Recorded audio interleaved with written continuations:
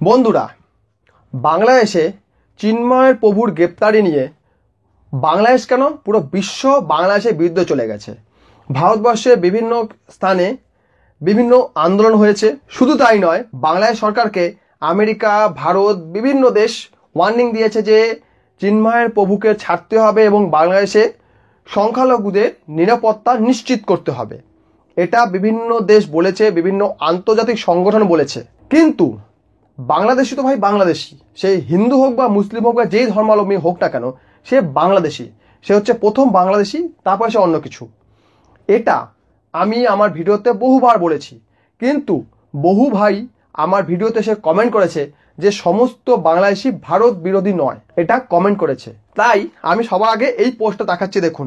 চিন্ময়ের ফাঁসি হবে, নদিয়া চায়ের দোকানে বসে বলল বাংলাদেশ অনুপ্রবেশকারী। মানে ভারতবর্ষের মাটিতে বসে বলছে চিন্ময়ের ফাঁসি হবে।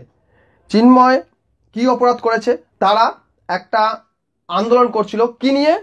বাংলাদেশে সংখ্যালঘুদের ওপর যে অত্যাচার বা নিপীড়ন হচ্ছে তার এগেনস্টে সে কথা বলেছিল, তাই তাকে গ্রেপ্তার করা হয়েছে। এবং এই অনুপ্রবেশকারী, মানে যে ইলিগালি ভারতবর্ষে সে বাস করছে, সে বলছে কি চিন্ময়ের ফাঁসি হবে। তারপর যা হওয়া তাই হয়েছে। তো ওখানে বাকি যে খদ্দের ছিল, মানে চায়ের দোকানে যে খদ্দেরগুলো ছিল, তারা ওই ব্যক্তিকে আচ্ছা করে দিয়ে দিয়েছে। ওই ব্যক্তির নাম জানা যাচ্ছে কি সমরেন্দু মণ্ডল। ওই ব্যক্তির আধার কার্ড রয়েছে এবং বাকি ডকুমেন্টস নিশ্চয়ই আছে। আধার কার্ড থাকলে সব ডকুমেন্টস সে পেয়ে যাবে। আর এটা হয়েছে কোথায়? নদিয়া কৃষ্ণগঞ্জ থানার ডোঙ্গাঘাটা এলাকায়। ঠিক আছে, একটা চায়ের দোকানে কিছু মানুষ বসেছিলেন, আলোচনা করছিলেন। সেই সময় ওই ব্যক্তি বলে ওঠেন যে চিন্ময় ফাঁসি হবে। এবং এই ব্যক্তি একবার বলেন যে তিনি 1984-তে ভারতে আসেন, তারপর বলেন 1994 ভারতে আসেন। মানে বুঝতেই পারছি ওই ব্যক্তি ঠিক কবে এসছে তার কোনো সঠিক তথ্য ওনার কাছে নেই। উনি ঠিক করে বলতেও পারছেন না বা বলতে চাইছেন না। নিজেকে এদেশের নাগরিক বলে দাবি করছেন, অথচ আমাদের সরকার এক কথা বলছে এবং জনগণকে সেই কথা মেনে নিতে হয়।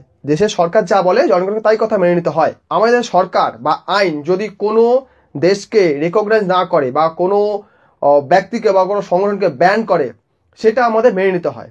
যেখানে সরকার বারবার বাংলাদেশ সরকারকে বলছে যে চিন্ময়কে ছাড়তে হবে, চিন্ময় প্রভুকে ছাড়তে হবে, তাকে মুক্ত করতে হবে, সেখানে বাংলাদেশ থেকে উঠে আসা এক মানুষ সে ভারতবর্ষের মাটিতে বসে বলছে কি চিন্ময়ের ফাঁসি হবে। বহু মানুষ বলেন না বাংলাদেশি মানেই ভারত বিরোধী নয়। আমি ধর্ম, বর্ণ, জাতি কিছুই দেখি না, আমি দেশ হিসেবে রেকগনাইজ করি। তার প্রমাণ নিশ্চয়ই পেয়ে গেলেন। এই ব্যক্তি এদেশে এসে বসে আছে, বাংলাদেশ থেকে এসছে এবং কি বলছে ভারত সরকার ভুল, বাংলাদেশ সরকার ঠিক। একে কি করা উচিত আপনার মনে হয়? এর পিছনে কি মিসাইল বেঁধে বাংলাদেশে পাঠানো উচিত নয়? এর পিছনে একটা বোমবোস বেঁধে দিচ্ছে পাঠানো উচিত নয়? ও দেশের সংখ্যালঘু যে সকল মানুষ এদেশে এসে বাস করছেন, নিশ্চিন্তে বাস করছেন, দুবেলা খেতে পাচ্ছেন, কাজ পাচ্ছেন, তাদের উচিত বাংলাদেশের বিরুদ্ধে একটা বৃহত্তর আন্দোলন তৈরি করা। কারণ ওদেশ থেকে তারা এসেছিলেন কিন্তু এই অত্যাচারের জন্যই ওদেশ থেকে পালিয়ে আসতে বাধ্য হয়েছেন। আমি প্রথমেই বলেছিলাম ভাই, আমি মেদিনীপুরবাসী, আমরা জীবন দেবো তো মাটি দেব না। কারণ এই সকল মানুষগুলো প্রাণের ভয়ে নিজে মাটি ছেড়ে আসেন, অন্য দেশে বাস করেন এবং ওদেশে খাচ্ছেন, পড়ছেন, থাকছেন, কাজ করছেন এবং ওদেশের বদনাম করছেন। তাদের দেশের আনটানছে, অথচ সে দেশে গিয়ে নিজের মাটিটা উদ্ধার করার ক্ষমতা নেই, নিজের অস্তিত্ব রক্ষা ওখানে করতে পারছেন না, কিন্তু এখানে এসে বড় গলা ফাটাচ্ছেন। একে আপনি কি বলবেন? আমি বাংলাদেশি অনুপ্রবেশকারী এবং বাংলাদেশি যে সকল নাগরিক এদেশে বাস করছে তাদের উদ্দেশ্যে একটা কথাই বলতে চাই, যেখানে আছো সেটাকে সাপোর্ট তোমায় করতে হবে।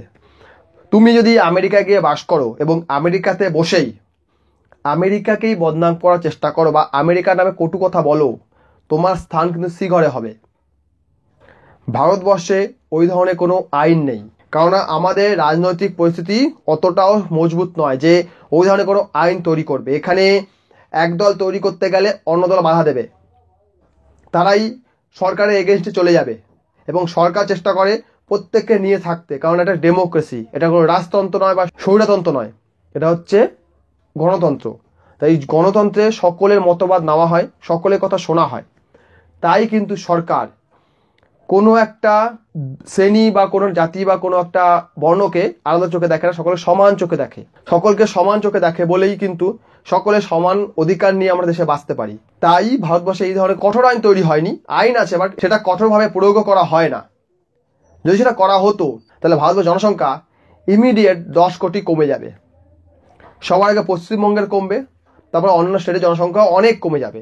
বিশেষ করে বড় বড় শহরগুলো, যেমন দিল্লি, মুম্বাই, চেন্নাই, এই যে বড় বড় শহরগুলো, এই জনসংখ্যা কিন্তু অনেক কমে যাবে। কারণ এই সকল শহরে লোকাল লোকের থেকে বাইরের লোক বেশি বাস করে, এমনকি বাইরের দেশের লোকও বাস করে। আর বাংলাদেশ থেকে যে সকল মানুষ পেটের দায়ে হোক কি যে কোনো উপায়ে ওদের থেকে বেরিয়ে যায়, তারা কিন্তু ওদের সাথে ব্যাক করে না। আর এই কারণে কিন্তু ভারত সরকার ইচ্ছাকৃতভাবেই ভিসাটাকে ব্যান করে দিয়েছে। ভাই, ভিসা দিলে তো ওরা আর ওদের সাথে ফিরবে না, তাই ভারত সরকার ভিসাটা বন্ধ রেখেছে। অপরদিকে বাংলাদেশে এই যে অস্থিরতা চলছে, এই কারণে বহু মানুষ বর্ডার পেরিয়ে, মানে কাঁটাতার পেরিয়ে এই পাশে আসছে এবং এখানে এসে নিজের একটা খুঁটি তৈরি করার পরে, মানে নিজের একটা বসতি স্থাপন করার পরে তারা এদেশকে গালাগাল দিচ্ছে। এই হচ্ছে বাংলাদেশি। আমি এই কারণে বাংলাদেশিকে কাংলাদেশি বলি, হ্যাংলাদেশি বলি, গ্যাংলাদেশি বলি। বহু মানুষ আমার ভিডিওতে কমেন্ট করেন যে আমি এই ধরনের মন্তব্য কেন করি। তার কারণ কিন্তু এটাই যে ওখানকার বেশিরভাগ মানুষই কিন্তু নেমোখারাম, বেঈমান। এই খবরটাও তারই একটি প্রমাণ। এরা সবসময় সরকারের এগেনস্টে কথা বলে, এরা সবসময় কিন্তু মানবতার বিরুদ্ধে কথা বলে। বর্তমানে আপনি দেখুন, বাংলাদেশে কোনো আইন নেই, বাংলাদেশে কোনো সিস্টেম নেই, বাংলাদেশে মানুষের দুবেলা পেটে খাবার নেই, এমনই খারাপ অবস্থা। তারপরেও কিন্তু এরা বড় বড় বাতেলা মারে কি ভারতকে তারা দখল করবে, ভারতের দেশে যুদ্ধ করবে এবং ওখান থেকে এদেশে পালিয়ে আসার পর ওদেশ তো ফেরেই না, উপরন্তু এদেশে বসেই এদেশকেই গালি দেয়। এই হচ্ছে বাংলাদেশি।